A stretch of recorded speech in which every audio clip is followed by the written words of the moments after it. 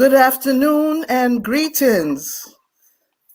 This is Black Mental Health Matters streaming live from Lincoln and also from Tuna Kechi TV on YouTube, part of the Global Pan-Africanism Global Network. Welcome. Today we are addressing the issue of institutional racism in mental health care, medicine, and psychology. Now, we all know that systemic racism occurs not only on the streets, in police custody, or in criminal justice systems, but also within our clinics, within our schools, and especially in the mental health care. It often results not only to lower quality service, but also to lack of access to adequate care, which is not cultural competent. And in the worst cases, we have experiences where it leads to death. So it's very important that we are addressing this issue today. And we have expert panelists who will be here sharing their experiences, sharing their knowledge with us. And yes, we hope to have very insightful discussions. And thank you very much for logging in. Our first panelist is Mwayemutsa Ndinda. He is an East African-born physician and Blacktivist of Zimbabwean descent. He lives in Hamburg. He's advocating with the Black Community Coalition of Justice and Self-Defense, and he's practiced medicine in rehabilitation, orthopedics, neurology, and preventive ergonomics. As an activist, he is involved in the self-organized refugee Black liberation struggles, advocating for justice in cases of Black people being killed with impunity, and working simultaneously with Arivati as a physician and advocate for illegalized Black migrant communities in Germany. Welcome very much. Hello, I'm very pleased to be here. Thank you for having me. Yes, we're very thankful that you have accepted this education. Please tell us, what is institutional racism and what are your experiences? Introduce yourself to us. Yes, hello. My name is Mwayemutsa Ndinda. I'm East German born, not East African, East German, socialized in Germany with a Zimbabwean father and background and roots. So I have been studying medicine and working in the field of rehabilitation of orthopedic and neurological patients, where I had to experience the fact that preventing disease, so primary prevention or secondary prevention to prevent the deteriorating of diseases, is not too much part of the medical business here in Germany and Western Europe as a whole. So this is why I open up my own business in ergonomics, trying to educate people on how to sit, how to work, how to lift up heavy loads and stuff, so to prevent their spine from being painful or deteriorating over time due to work. All this is quite difficult because the system is into treating rather than in a holistic concept of preventing and healing. Secondly, I'm involved in the Black community work here in Hamburg, and I'm blessed to be part of the Arivati team. So here we take care of Black African and other migrant people who are out of the official system, illegalized status. So they have no primary access to medical health care, and we are guiding them and trying to put them into the system and give some sort of treatment in our possibilities without technical means. Yeah, and institutional racism. Yeah, this is the racism that goes beyond the personal, individual racism of single people towards racialized people of African descent, of other minorities here in Europe. And the institutional racism leads to impaired services to those people that are seen or assumed to be inferior, of less value, of less dignity, of less rights. And it works in both sides. So on one side you have that patients of color are not getting the same quality treatment as white German-speaking patients. It's a matter of effort of communication. It's a matter of understanding the language as a system, not just the spoken word, but the culture that is behind it. It's a matter of cultural competence, and of course, it's a matter of assumptions and bias towards racialized people. So we have the phenomenon that, like, for instance, Black people do get less painkillers, for they are assumed to be more resistant to pain, where there is no scientific evidence for that.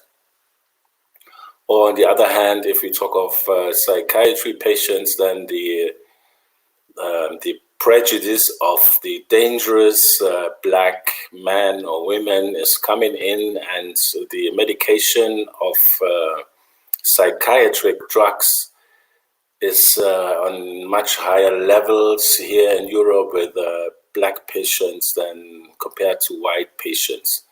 But the other way around, I can tell you as a medical doctor also, there is also the rejection of white patients to be treated by racialized doctors. So the other way around, they assume there is a lesser standard with racialized people, although they are born, raised, educated, grown in Germany, or else the education of an African doctor or a Black doctor from England or the US might be of lesser value than the German one. So we have it in both ways.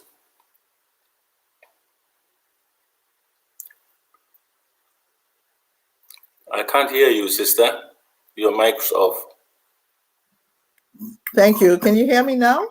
Yes, yes. Okay, I was saying that's the second side of the coin of the racism. That is, it's affecting not only the patients, but also affecting healthcare providers.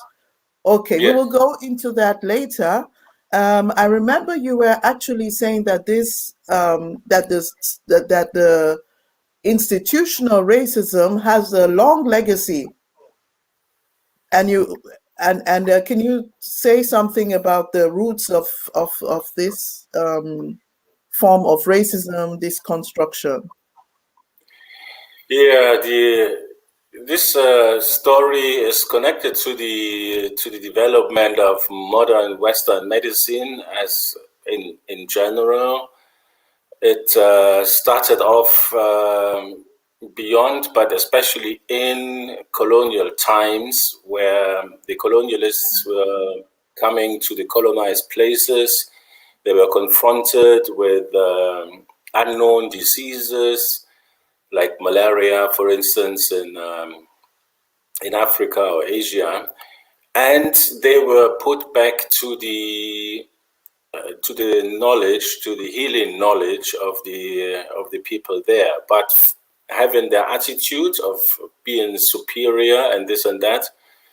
So in parts they appropriated they used the medicine they could get from there, but then again they are tried in the process of appropriation to just isolate from a given plant or mixture, just isolate one substance, calling it the active substance, and then putting it into their scheme and producing it either on the way of extraction or by chemical designing the drugs on a chemical way.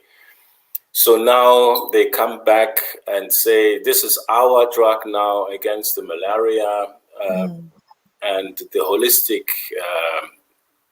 attitude or the holistic way of using plants or mixtures of plants with different substances and different ways to act is a way that is got lost not only towards traditional healing systems in indigenous places.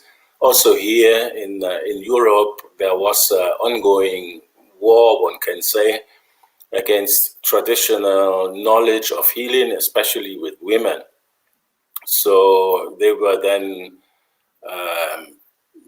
for healing people, the church was oppressing them and also killing them. Women were burned for doing this work that was not in line with Christian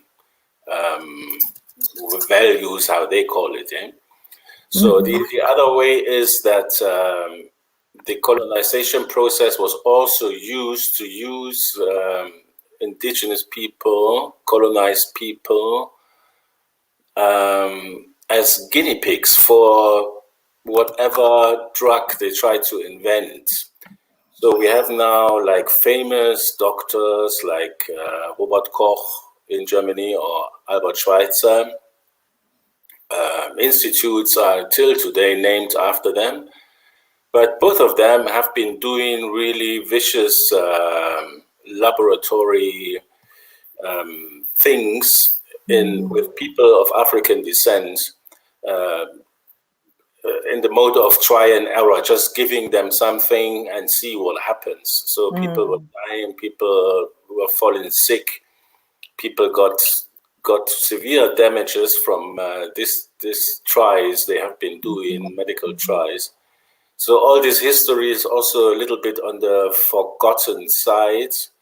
And if it's about psychiatry, then we also have to see not only the cultural gap, but also that in Germany from the colonial time, there was a development into the Nazi time, and this time of the Nazi time was the very ground of modern psychiatry as we see it still today.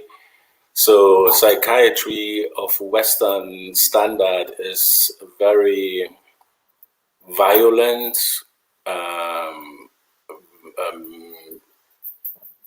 sort of medicine. A lot of things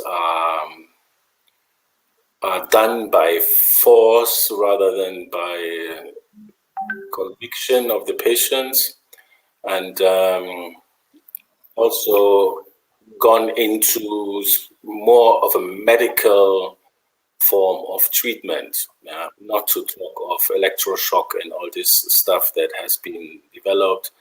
The Nazis also were going as far as doing brain surgery to cut the connection between the two halves of the brain in order to prevent people from misbehaving, as they were saying it. And the stupor that came out of it was then more convenient for them as a society, but for the patients, of course, is not sort of the life you wish for.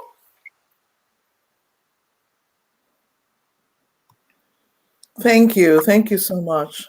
Yeah, So this explains like why one tends to see some of the stereotypes in you often have the stereotype of a negative um, connotations towards us, and these stereotypes also exist in the mental health care system. yeah. Can you say something about that, please?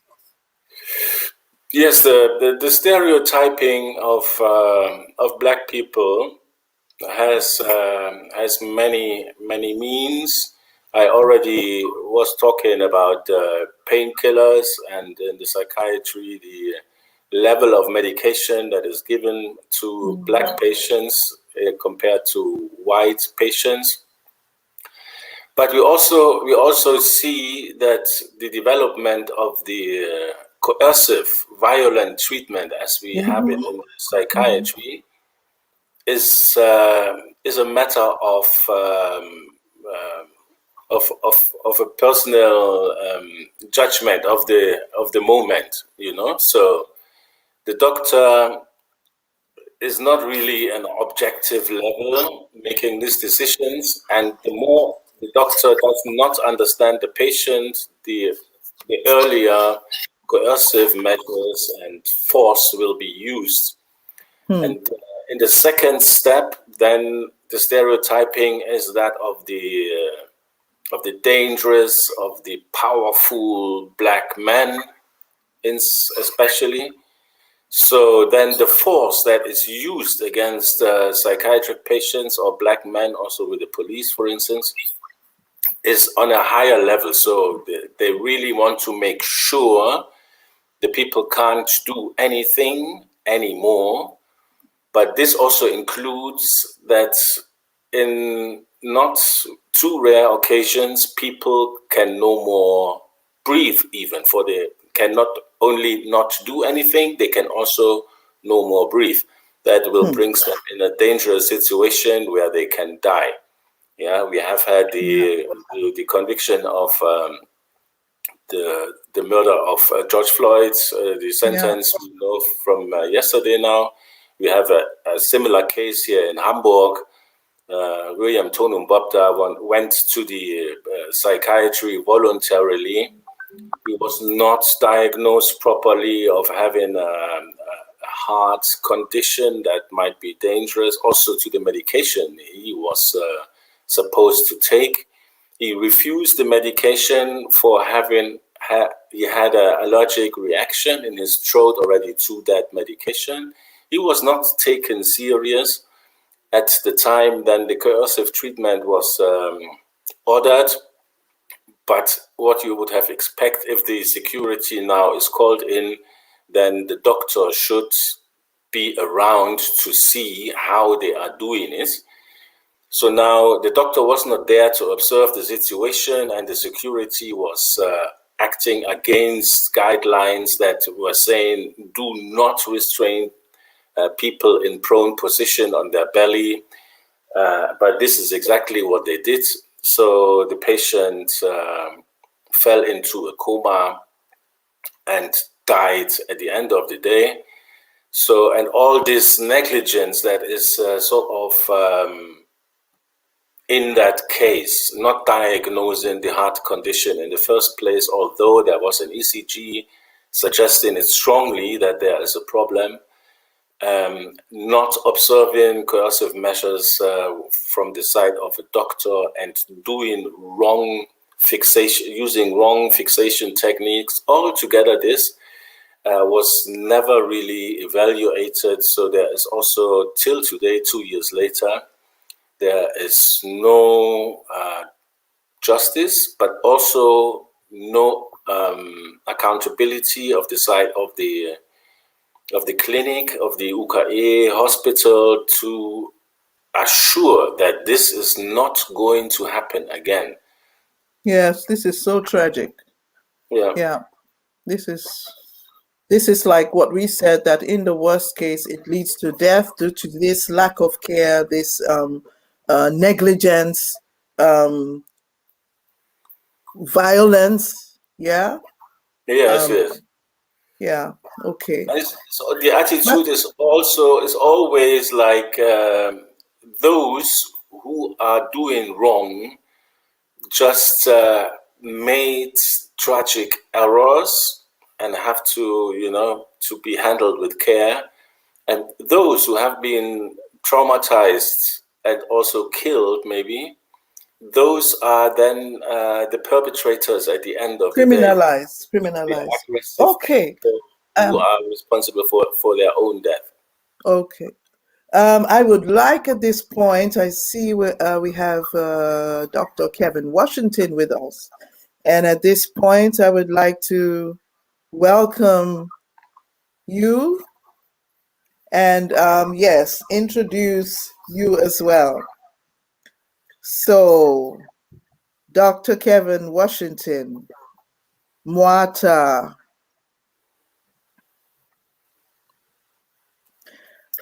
So, you are an African centered psychologist, licensed in Florida, founder of Ubuntu Psychotherapy, and you have an African centered approach. Please introduce yourself and share with us. It is a pleasure to be here with you today. I am licensed in not only Florida, but also in Washington, D.C., which is gives me a chance to engage in mental health work in different parts of the U.S. But the work that we deal with looks at the dynamics of trauma and its impact on people of African descent. We recognize that, as this was mentioned about the George Floyd situation, that is a traumatization experience for people of African descent, because we recognize that this was a type of a lynching that had taken place in the U.S. to African people in the context of post enslavement experiences in the during the Jim Crow era. We also know that these types of events took place also on the plantations that Africans were on in the U.S. And so we see that this is a continuing behavioral pattern of Europeans to devalue the lives of African men, especially, and find ways to have a public display of, of power and position on them to further indicate that that we are powerless in this space called America. So the work we do looks at the dynamics of trauma and re-traumatization on Black men, boys, but also how does the dynamics of racism, and a racialized society impact the psychological well-being of people of African families. And so we utilize an African-centered model to be able to examine that, because we know that we cannot use the oppressors model for mental health treatment to address our mental health challenges. That is like akin to having the fox guard the hen house. How is the one that's causing the problem going to also be the one to give the administration of the solution to the problem? And so in reality, we talk about restoration of African humanity within the context of a psychological, psychospiritual wellness framework.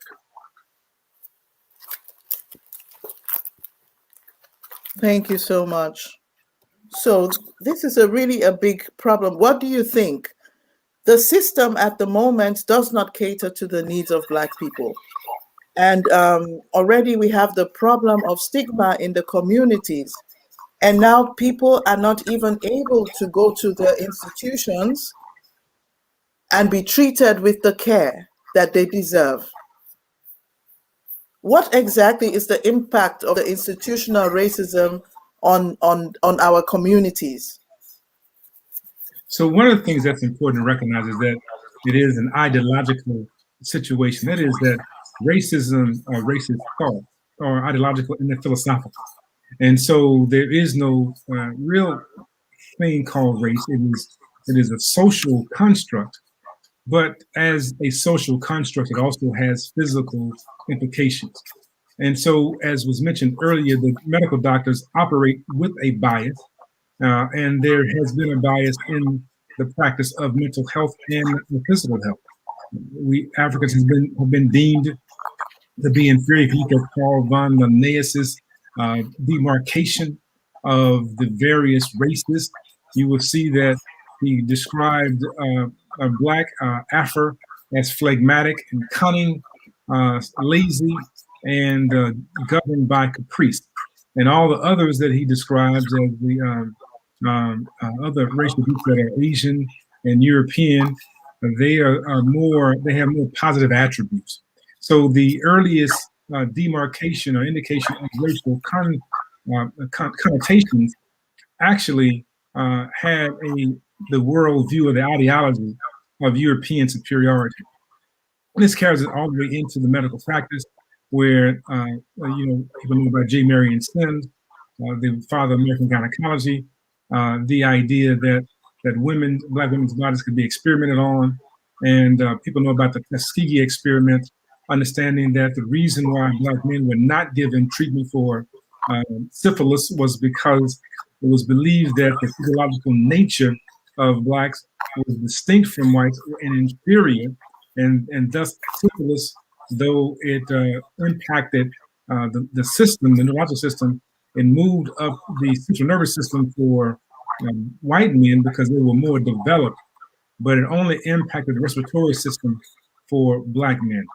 So we hear this narrative over and over again. We know about the acres of skin, the Holmesburg prison experiment, Kligman doing work in the 50s where they saw prisoners as simply a skin experiment, people to be experimented on rather than see them as humans. And this is heralded in a book by Harriet Washington called Medical Apartheid. You can find so much information about how the medical field is biased. And I want to say then that the mental health field has been influenced by the same ideology. Talk about Lewis Terman, who developed the first IQ test, who was influenced by Galton and Herbert Spencer, who came up with the term eugenics, or good stock. And so these individuals were already experimenting or found ways to distinguish different racial groups to be inferior and superior, so much so that it led to the Third Reich movement that impacted the 6 million Jews that were annihilated in Germany. So you see this ideology has impacted many, and the same ideology impacted the United States because Lewis Terman developed the first IQ test called the Stanford-Binet test, and he was part of the human betterment movement. And this human betterment movement suggested that the lower stock individuals, the idea is the people who had a lower stock had lower IQ, and so it was best to sterilize them such that they would not procreate. And so the human betterment movement utilized Lewis Terman's test, the Stanford-Binet test, to determine the IQ level of individuals to determine who should be a part of the sterilization process in the United States, in California, but also for the US. So again, you see this as a part of a practice, and again, it's ideology of European superiority that is impacting how individuals are being treated for medical and psychological reasons.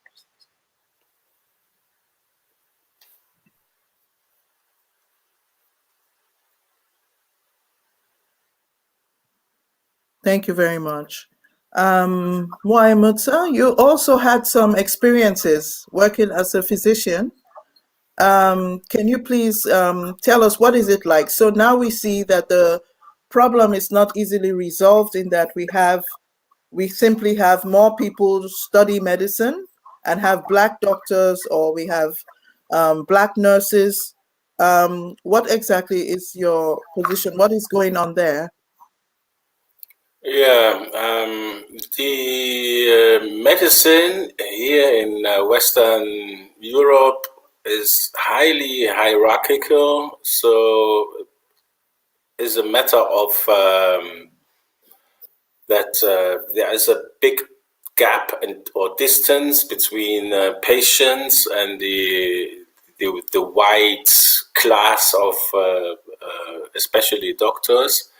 So if there's now a black face in a white coat, then there are some patients who are declining the service of this black doctor, or let it also be a nurse or whatever, for they assume there is a lack of knowledge, or maybe even they assume they might get some sort of exotic disease that can only be transmitted by black people. So this stereotyping and ideas of supremacy is not only on the way from the white doctor to the black patient, is also the arrogance of the white patient towards black doctors and nurses.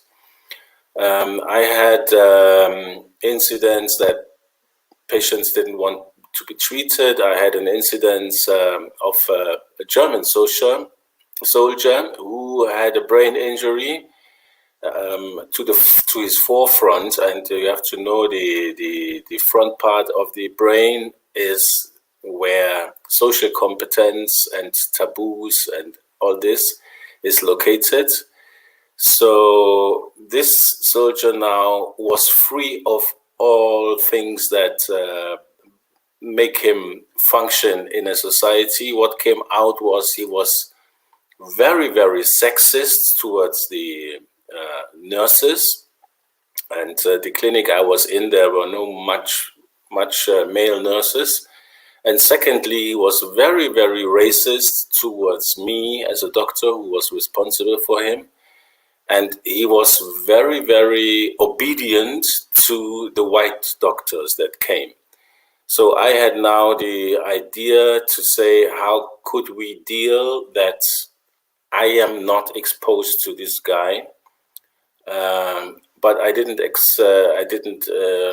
get any support from my chiefs. So this is also part of that there is no support, for they cannot understand the situation. Thank you. That's, thank you for sharing that. At this point, I think I would like to bring in our viewers, their comments from the viewers. So we have...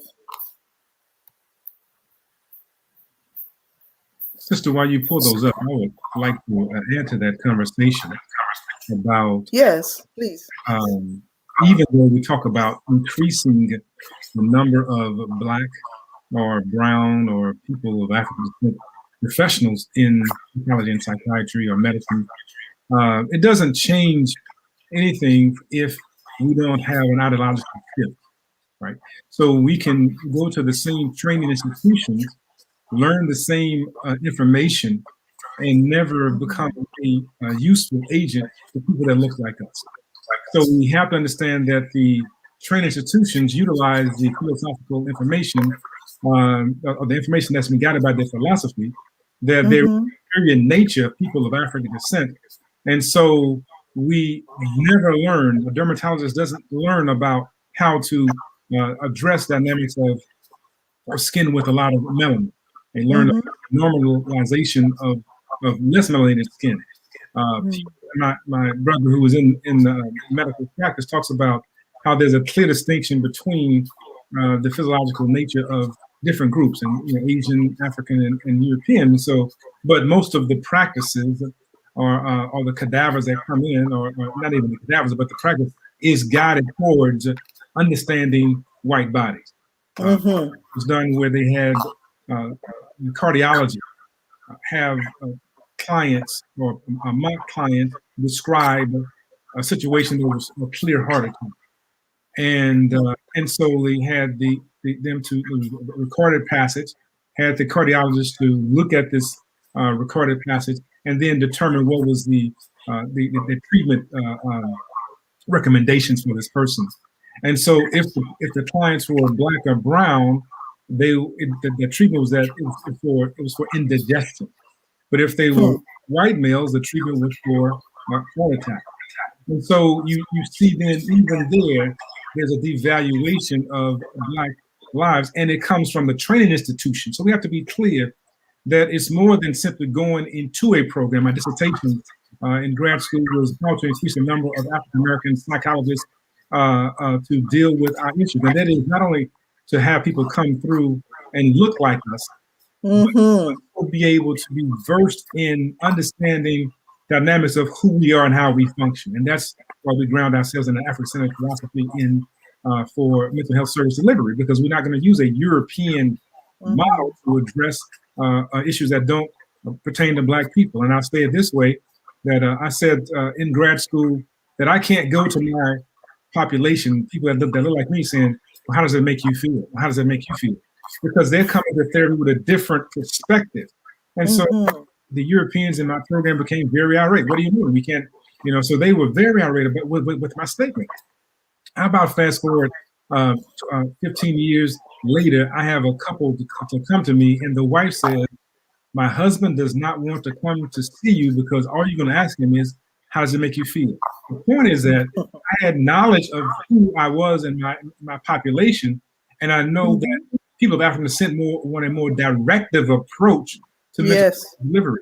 And the idea of therapy is very different. So you talk about the stigma of mental health. The issue is, I'm not going to go to see a European-minded therapist to further damage me because I've been damaged by a European system from the very beginning. So if you can show me where you're different from that other model, then I may come see you. So the issue is not really the idea of a stigma. The issue is that it is a healthy paranoia to not go to someplace to be further damaged. If you've been burned by the fire, you don't put your hand back in the fire again. So I think our people are very clear that if there's not an ideological, philosophical change in how a professional administers the services, then all we're going to get is the same thing warmed over again. Okay, thank you. Thank you. So comment from Richard Bradford.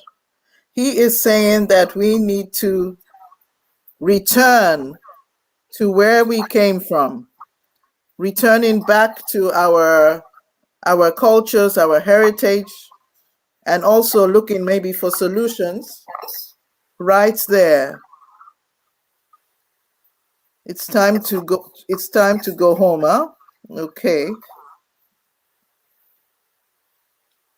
Then we have from Zambia. Hello, Timothy Mwale, watching us from Zambia.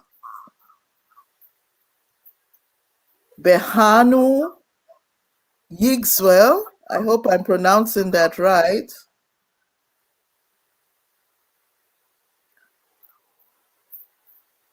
He says this is a matter of existence.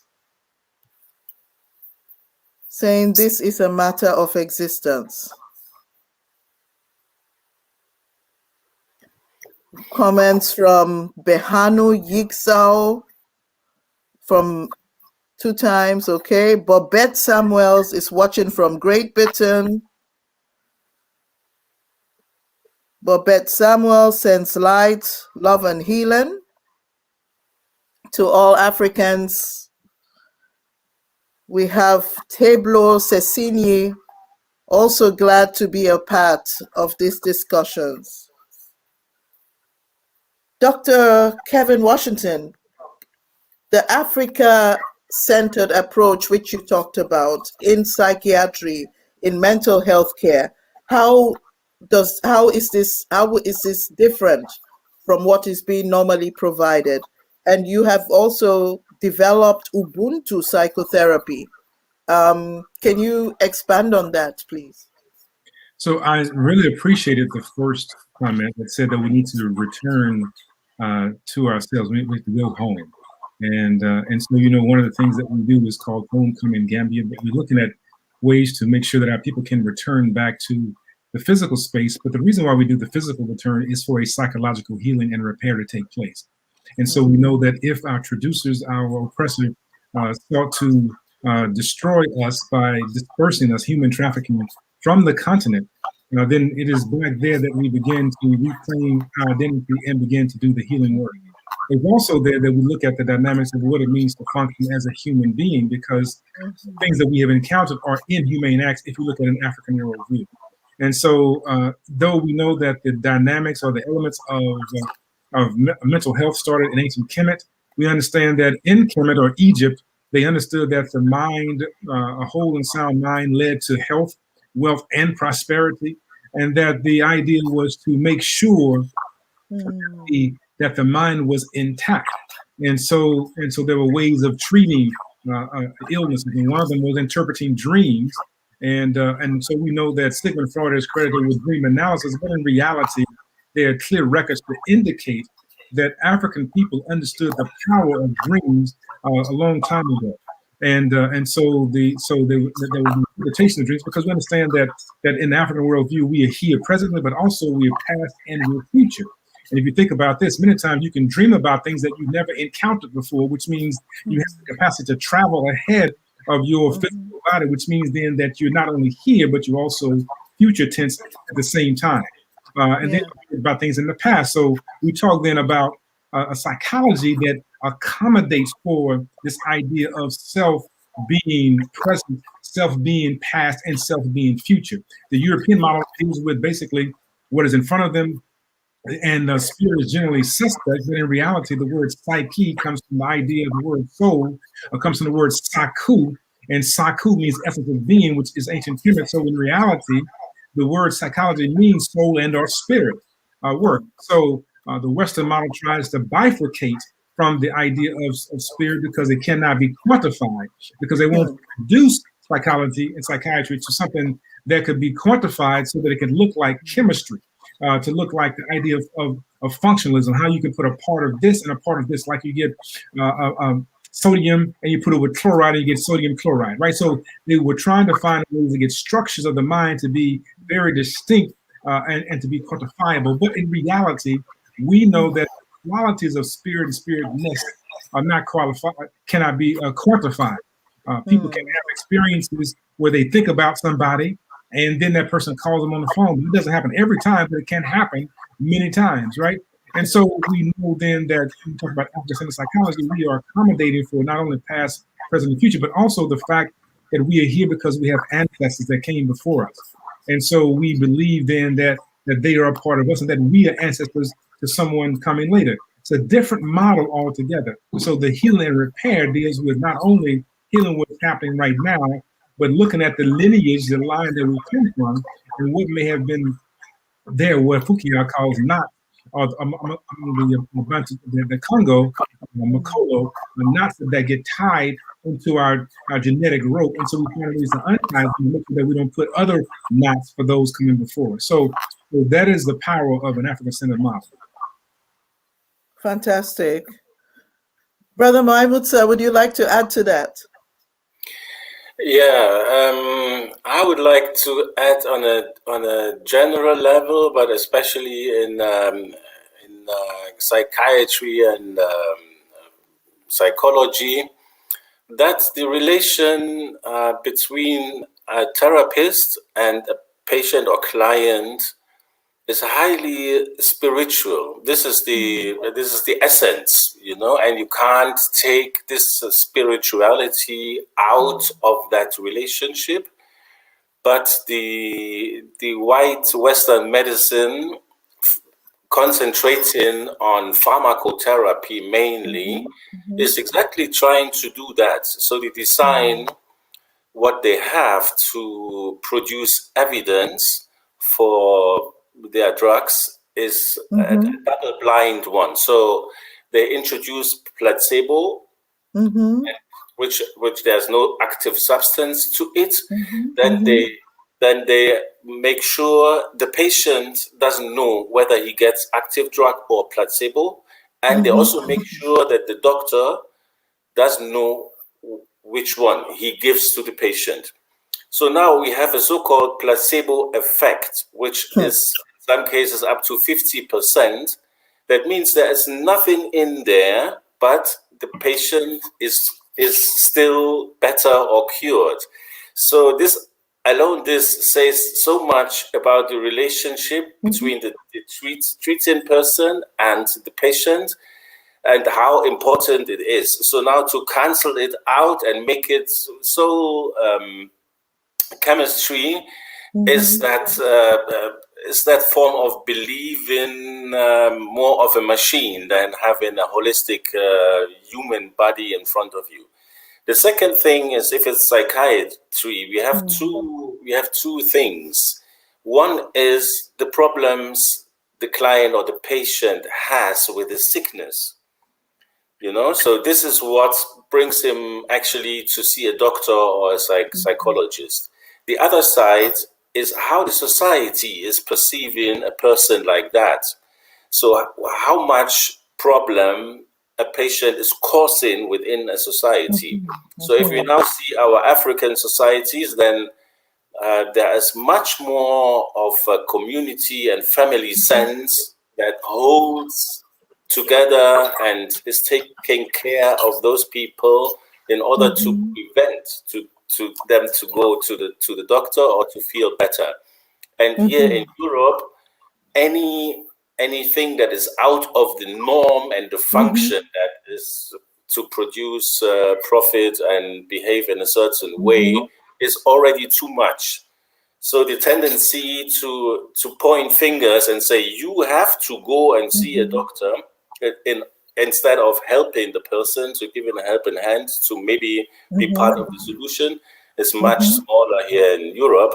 So seeing it in a holistic way, we should acknowledge that the African way of traditional herbalists and other means of treating is much more of a spiritual force than we can ever have here in Europe through white medicine at any point. Thank you. Yeah, so we have, thank you, Shuaibu Mohammed from Nigeria, and Tadessa GM saying Ubuntu psychotherapy. So beautiful, she says. Greetings from Edwina Avezat, Grand Rising family. She greets us from Norway. Bazai Sauzande sending greetings. And also Paul Ananga Chidiebere from Biafra land. Fantastic. So I would like to ask both of you, how do we recognize, what questions are we to ask when looking for healthcare providers? How do we know? We cannot see it if somebody is racist or not. How do we choose? Because yes, what are the questions to ask? How do we look for those who provide to our needs?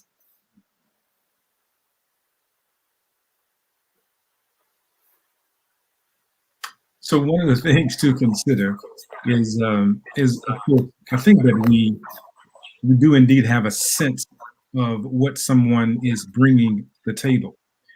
We identify certain things in someone's office or practice.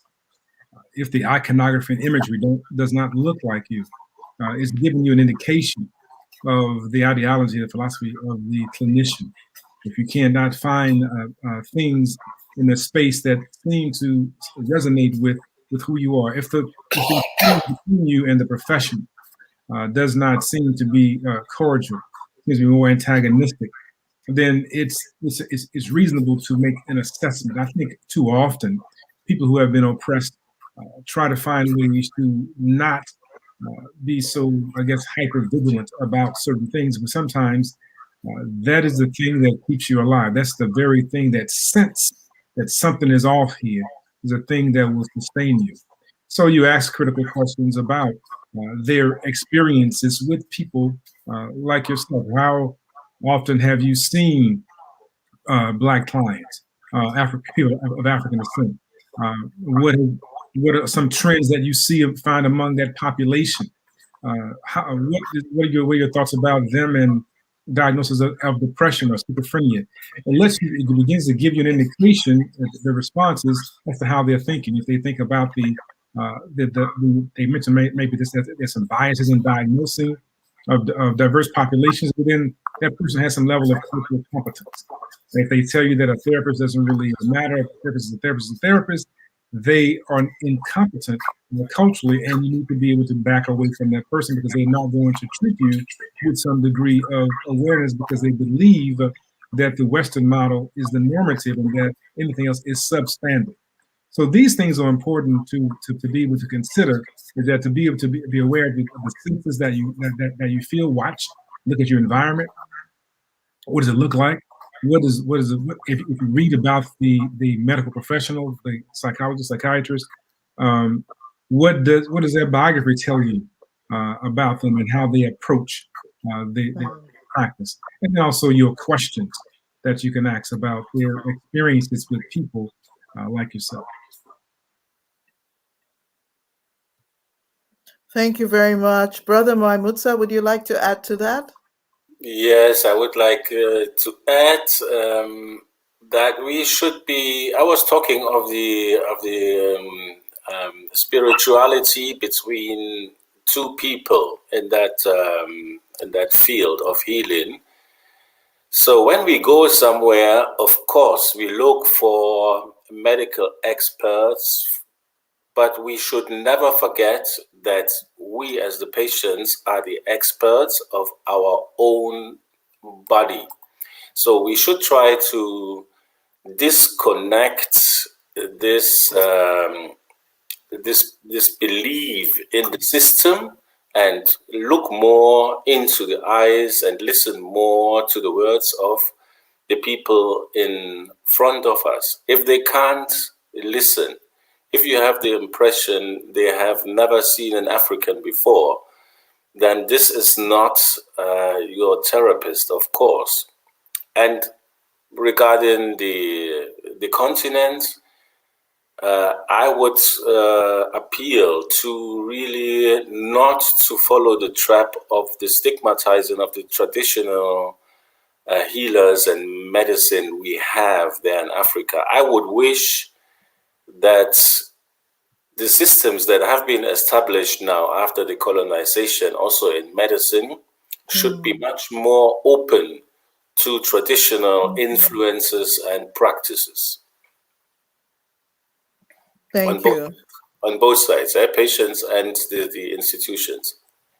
And thank you very much. Conversation, sister. I wanted to just extend it just a bit to say that is actually how Ubuntu was born. And going in South Africa, going in to meet with Inyanga, to meet with Sengomas, and spending time with these healers. Sengomas typically are women diviners and healers or herbalists typically. And so spending time with them and listening and observing and getting indications as to what constitutes mental health. And that's one of the articles that I wrote about how do the Zulu talk about mental health and mental wellness. Kufa Kwabantu, for example, means mental illnesses or physiological illnesses, psychological illnesses of the people, right?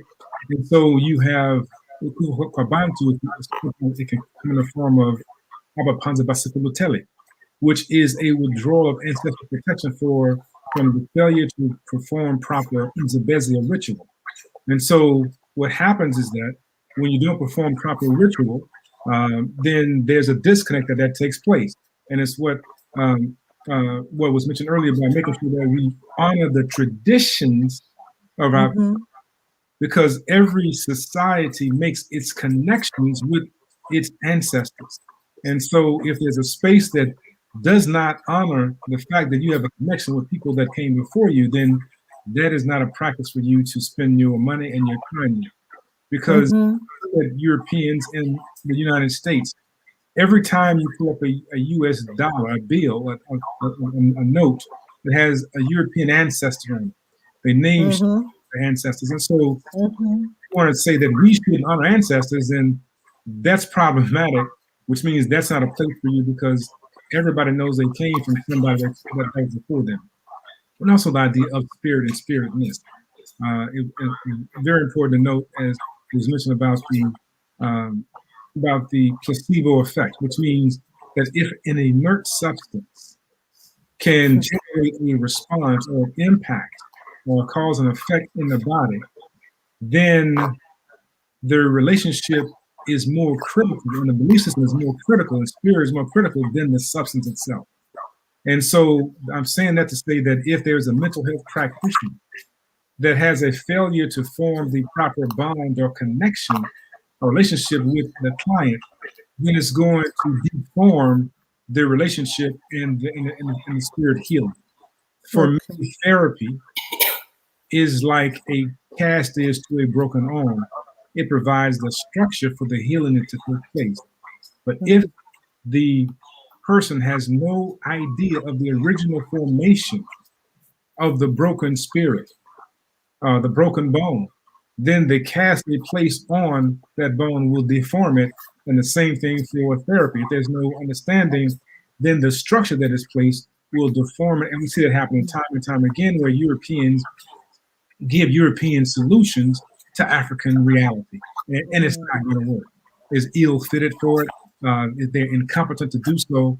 And we must come to the forefront with our knowledge base from our ancestors, understanding the power of the boom, to understanding our traditional systems and stop running from them, but understanding the herbs have healing power. That's where they got the medicines from in the first place. They studied African people, understanding how to extract certain substances from certain herbs at certain times of the day, certain times of the year, at certain times of life of the plant, to release something within the body to cause the healing. Because in reality, when we die, our bodies will turn to dirt, which means then that we are largely dirt imbued with spirit. And so we need substances from the earth to refortify the earthliness of our bodies to cause the healing, to make the spirit be able to move in a very different way, and vice versa. So the spirit can create the healing, and the spirit led them to understand where the substances were to put into the body to cause the body to be able to function better. Europeans detract from that. I want to say everything is a one-to-one correlation. This substance does this, and it causes this, and that's that. And that's not the way it works. Thank you so much. Yeah, we're almost at the end of the program. And yes, we have Ikenga Nation TV saying the color blind approach will not work, and talking of how two different psychologists give two different reports. And yes, we have Raymond Oyakilome also sending greetings from Germany.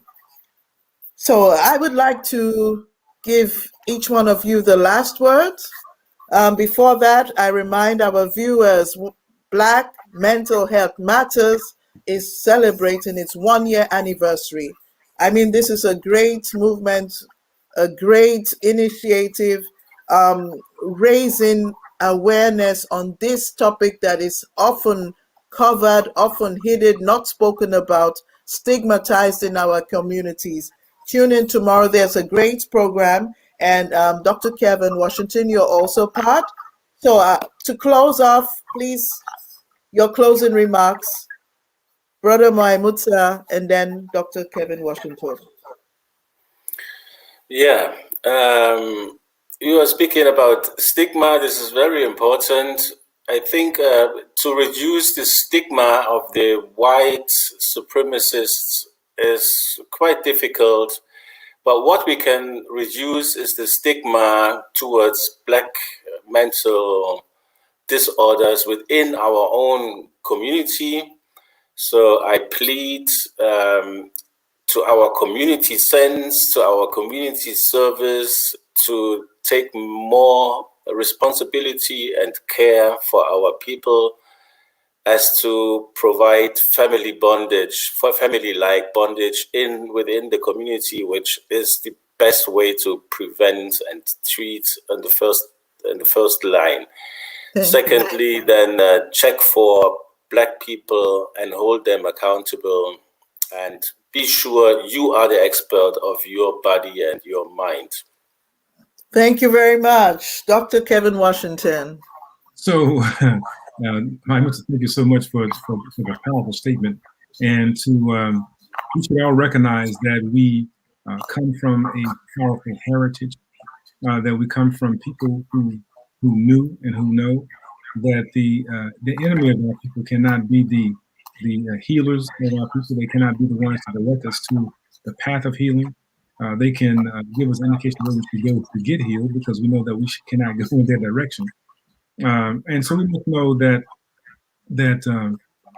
we honor those that have gone before us, and by doing so, we show those coming behind us how to honor us. Which means then that the life that we live has to be honorable or worthy of being honored. And so this is our call, is to make sure that we live in life with a whole and sound mind, doing the things that are good, right, and true, honoring spirit that is within us, and recognizing that we are a seed of a seed of a seed of a seed of the seed, that we come from a divine source, and that we have no business apologizing or asking permission to be, but we've been ordainedly or even divinely ordained to be in this moment and to become better. Thank you. Thank you very much. Black Mental Health Matters. We are divine greatness, and we have to know who we are, right? And return to that heritage which we possess. Thank you so very much. Bye-bye.